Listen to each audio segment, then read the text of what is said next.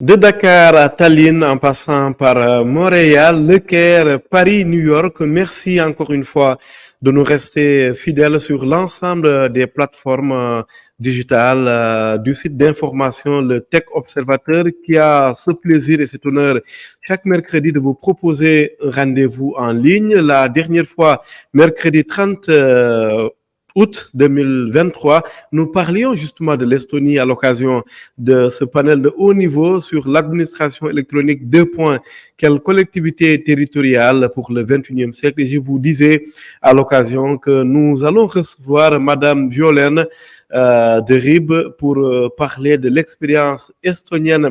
Justement, un pays que je suis depuis pas mal d'années, au moins depuis 2018, lorsque pour la première fois, j'ai eu la chance d'interviewer un président de la République, une présidente, en l'occurrence, l'ancienne présidente de la République d'Estonie, qui nous avait fait l'honneur de nous recevoir pour une interview exclusive en partenariat avec le magazine CEO Mag. On en profite pour faire un petit coucou à notre ami Mohamedou Diallo de l'autre côté du monde, Violaine Chamtier de Rib. Bonjour et merci encore une fois d'avoir accepté notre invitation. Bonjour, merci Ousmane. Merci infiniment à vous. Ça fait plaisir de vous recevoir, co-auteur du livre Demain tous estoniens avec Jean Spiri. Merci d'avoir accepté de nous accorder donc cette interview exclusive en ligne de la capitale de l'Estonie, dont nous avions reçu l'ancienne présidente, on le disait, en 2018. On pourrait avoir une rapide présentation du pays, mais vraiment très rapidement avant d'entrer de plein pied dans l'interview. Alors, c'est un pays qui est vraiment à la marge de l'Europe parce qu'il est situé au sud de la Finlande. Ce qui est important aussi, c'est de noter, c'est que l'Estonie a une frontière directe avec la Russie et c'est le plus septentrional État balte parce que du coup, au sud, il y a la Lettonie et ensuite la Lituanie. De la population est pas très, c'est pas un grand pays au nombre de citoyens et d'habitants. Il y a 1,3 million citoyens en Estonie. Donc c'est un petit pays. Au niveau de la géographie, c'est plutôt un pays de taille moyenne qui est à peu près l'équivalent de la Belgique. Donc on voit qu'il y a une densité très faible et cette densité très faible de la population a aussi joué un rôle dans l'histoire de la digitalisation de l'État estonien. En quoi l'Estonie est-elle un pays bien particulier en termes de digital? Alors l'Estonie a cette particularité, c'est que ça a été la première société numérique, c'est-à-dire que en fait, c'était le premier État plateforme et l'administration estonienne est donc sur une plateforme qui a été créée dans les années 90 et pratiquement tous les services en ligne, tous les services publics sont en ligne. Oui. Il y a quelques années, il n'y avait que 3 choses qu'on ne pouvait pas faire en ligne, qui était se marier quand ça se passe mal, divorcer et acheter un bien immobilier. Maintenant, l'achat d'un bien immobilier peut se faire en ligne. Le fait que le mariage et le divorce ne soient pas possibles en ligne, c'est un choix pour que les gens prennent conscience de leur démarche. Mais techniquement, ça serait possible aussi. Comment cet écosystème s'est construit justement, Violaine, en l'espace seulement de quelques années? Alors, en fait, ça a des raisons historiques puisque l'Estonie a regagné son indépendance en 91. Pendant 50 ans, l'Estonie a été derrière le rideau de fer et donc une république soviétique et occupée par le régime soviétique.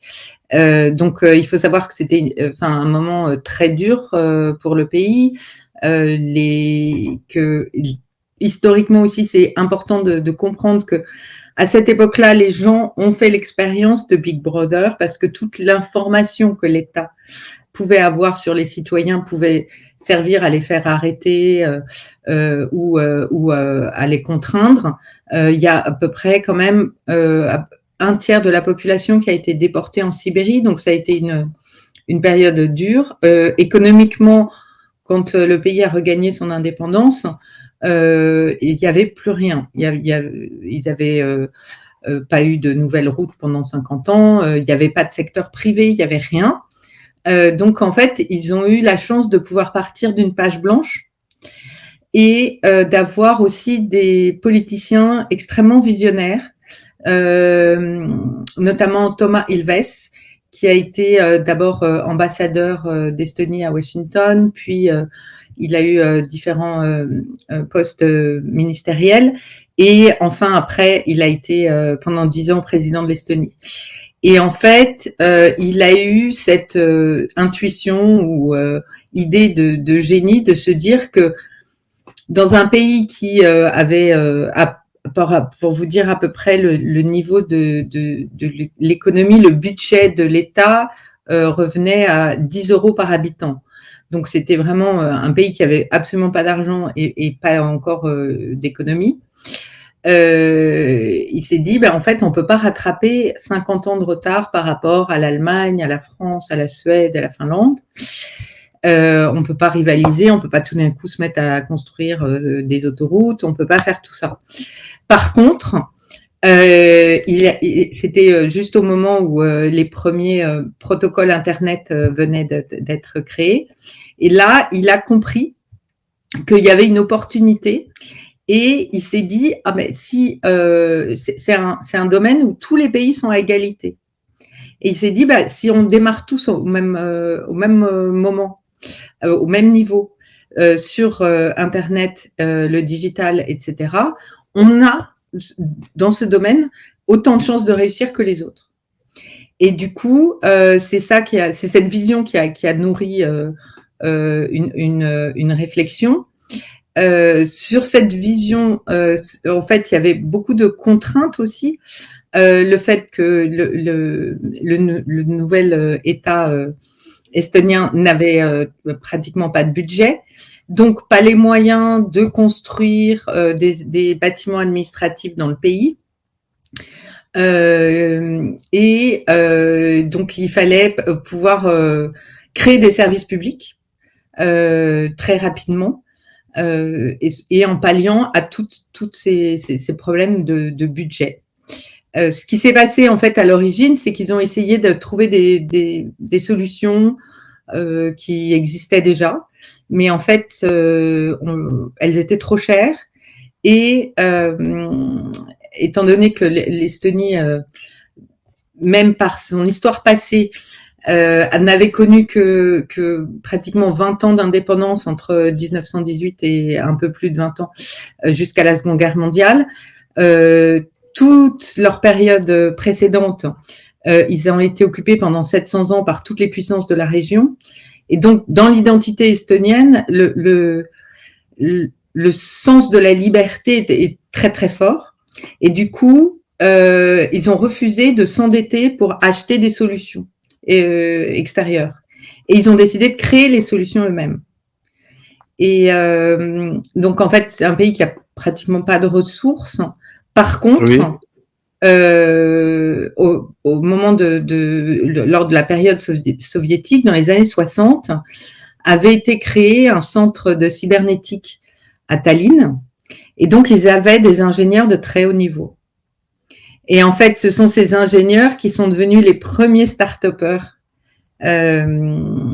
estoniens et qui ont commencé à construire les premiers blocs de cette fameuse X-Road, qui est le nom qu'on donne à la plateforme qui sert l'État estonien.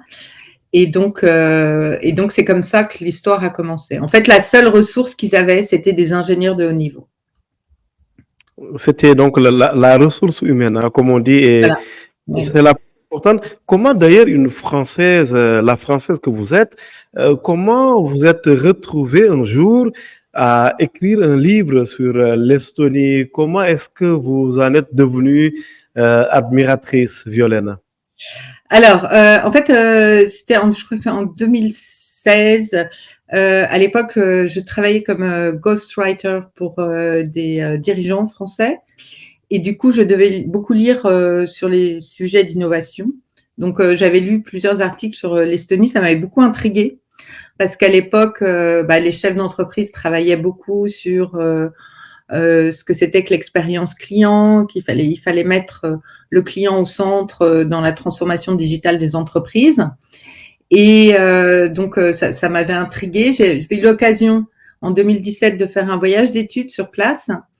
Et là, j'ai compris qu'en fait, ils avaient fait à l'échelle d'un pays ce que tous les autres faisaient à l'échelle d'une entreprise, et qu'en fait, ils avaient quelque part réinventé la notion d'État en mettant le Oui, citoyen au centre et en faisant en sorte que l'État soit un prestataire de services qui est là pour faciliter la vie des citoyens. Et donc ça m'avait interpellée. Et du coup, ensuite, avec mon ami Jean Spiry, on a décidé d'écrire le livre qu'on aurait aimé lire avant de venir. tout à fait. Ça se voit, en tout cas, félicitations pour ce livre et sa profondeur avec ce principe devenu si moderne maintenant. Demande le moi une seule fois. Autrement dit, on ne demande pas deux fois la même information à un citoyen au cours de sa vie. C'est important ce principe finalement. Oui, par exemple, en France, on a des formulaires CERFA à remplir dès qu'on fait une démarche. Et ça prend toujours un temps fou parce que on fournit jamais le bon document, il y a toujours un truc qui manque, ça prend énormément de temps.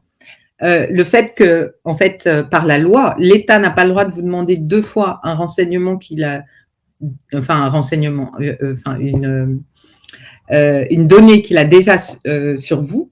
Par exemple, il n'a pas le droit de vous redemander une fois que vous avez déjà donné votre date de naissance, on n'a pas le droit de vous la redemander. Oui, Ça vous fait gagner un temps fou. Et en fait, aussi le corollaire de ça, c'est que toutes les démarches, en fait, sont signées électroniquement parce que tout le système repose sur une identité digitale. Et oui, le succès de l'Estonie, c'est parce que cette identité digitale a été rendue obligatoire. L'Estonie n'a pas inventé l'identité digitale. La Finlande et la Belgique l'avaient implémentée avant, mais l'avaient pas rendue obligatoire. Et du coup, pendant plus de 10 ans, par exemple, en Belgique, le taux d'utilisation des services en ligne a jamais dépassé de 30%. En Estonie, on est à plus de 90%. Et ce qui est important, c'est de savoir que c'était vraiment derrière une volonté politique de rendre cette identité digitale obligatoire. Tout le monde n'a pas été ravi sur le moment. Hein. Maintenant, tout le monde est ravi ici parce que tout prend moins de 2 minutes, que ça soit pour déclarer vos impôts, pour voter, pour vous connecter à votre banque, etc. Tout est très simple. Donc, ça a été ça fait gagner un temps fou. Le calcul des Estoniens, ils disent que ça fait gagner en moyenne une semaine de temps libre par an. Et venant de waouh, France, moi, je pense que c'est 15 jours. Parce que maintenant, j'habite en Estonie, en fait, depuis 3 ans. Et venant de France, je pense que je gagne 15 jours de temps libre par an. Et du coup, ça a aussi un impact sur l'économie parce qu'il y a beaucoup de gens ici qui, du coup, ont des projets annexes. Alors, quelquefois, c'est des hobbies, mais quelquefois, c'est des startups. oui. Et du coup, ces startups, elles finissent par avoir le jour et elles viennent nourrir l'économie. Et tout ça, c'est parce que les gens ont du temps et ne perdent pas leur temps à faire des démarches administratives. Bravo. En tout cas, cette expérience estonienne, après l'avoir contée et racontée dans un livre, vous la vivez au quotidien. Concrètement, dites-nous, vous qui êtes sur place, Violaine, comment est-ce que vous ressentez cet apport du digital? Parlez-nous peut-être d'un besoin spécifique que vous avez eu au sein de l'administration et que grâce au numérique, vous avez pu régler très facilement. Alors, je vais vous faire le contraire. Je vais vous dire que, en fait, quand je me suis installée ici, au bout de 2 mois, je me suis dit: «Oh, j'ai fait aucune démarche. J'ai sûrement oublié quelque chose, on va me renvoyer en France», j'ai eu un moment de panique, j'ai regardé, tous mes petits carnets avec mes notes et tout. En fait, j'avais rien. J'avais juste rien à faire. Donc, c'est plutôt dans l'autre sens, c'est-à-dire que, et les moindres démarches, on vous demande de cliquer, de signer électroniquement et ça prend moins d'1 minute. Donc, c'est très facile.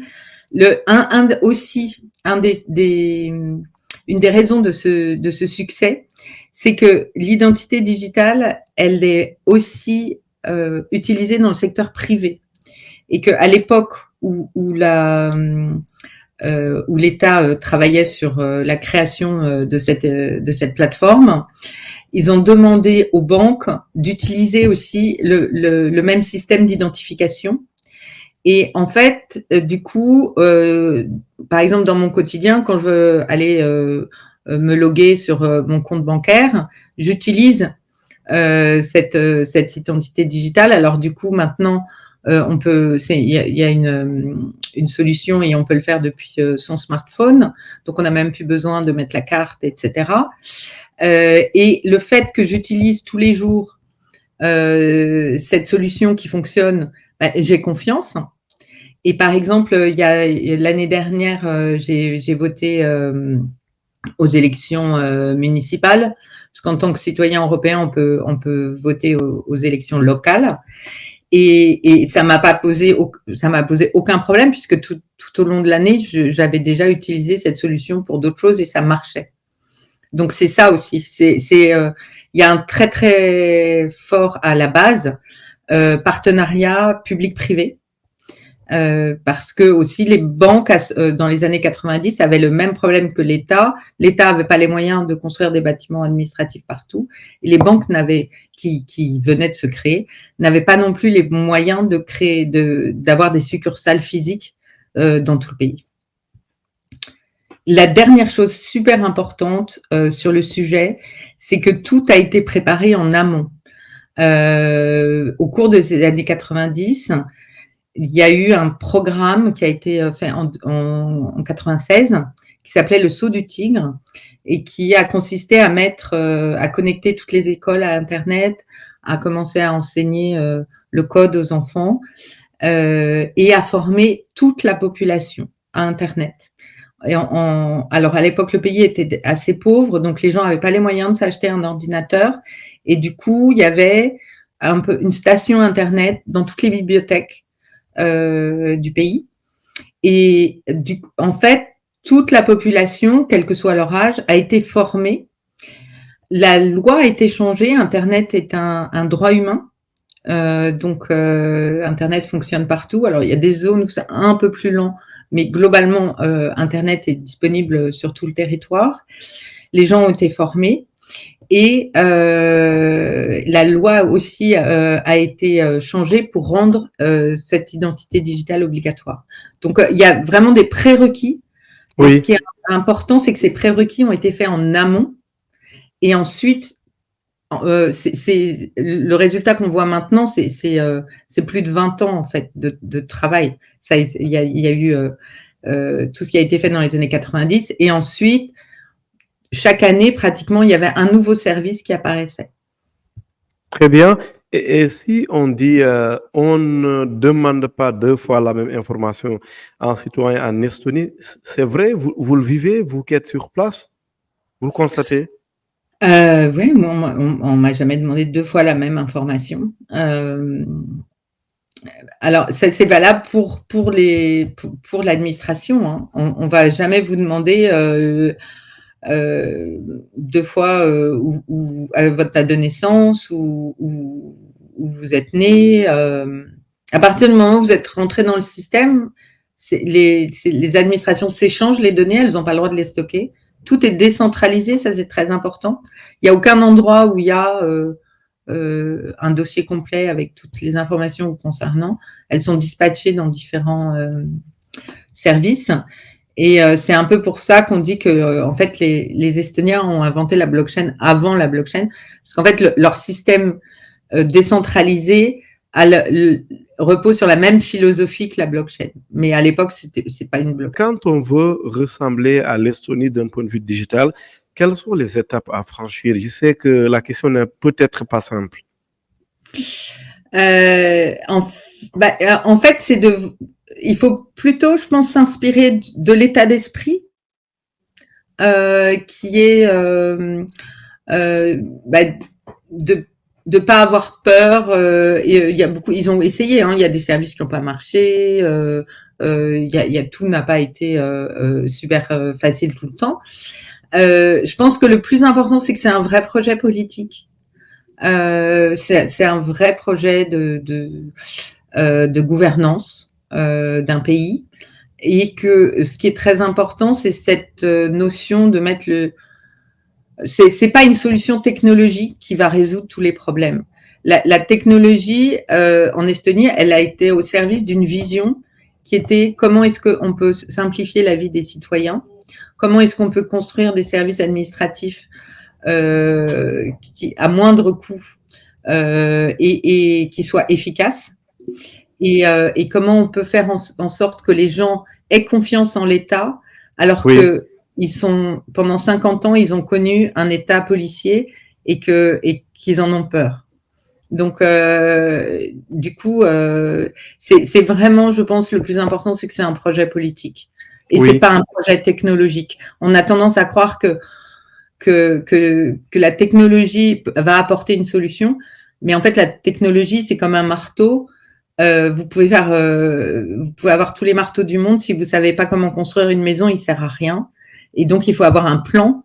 Et après, vous pouvez utiliser votre outil pour construire ce plan. Tout à fait. La technologie, elle reste un outil au service d'une vision. Et cette vision, elle ne peut être que politique, bien entendu, parce que émanant, ou en tous les cas concrétisée par les personnes, donc les acteurs qui sont au pouvoir. On a compris au moins une chose, pour ressembler à l'Estonie, pour faire quelque chose comme l'Estonie, il faut faire confiance aux startups, aux gens qui incarnent l'innovation, Violaine. Oui. Donc, du coup, en fait, par rapport à la situation des années 90, ça a été ici un peu, en fait, nécessaire, puisque les seuls qui pouvaient construire des solutions étaient des ingénieurs, et qui ont créé plusieurs entreprises qui ont chacune créé des blocs de l'X-Road. Mais ça a eu aussi un effet. C'est-à-dire que, par exemple, ce fameux programme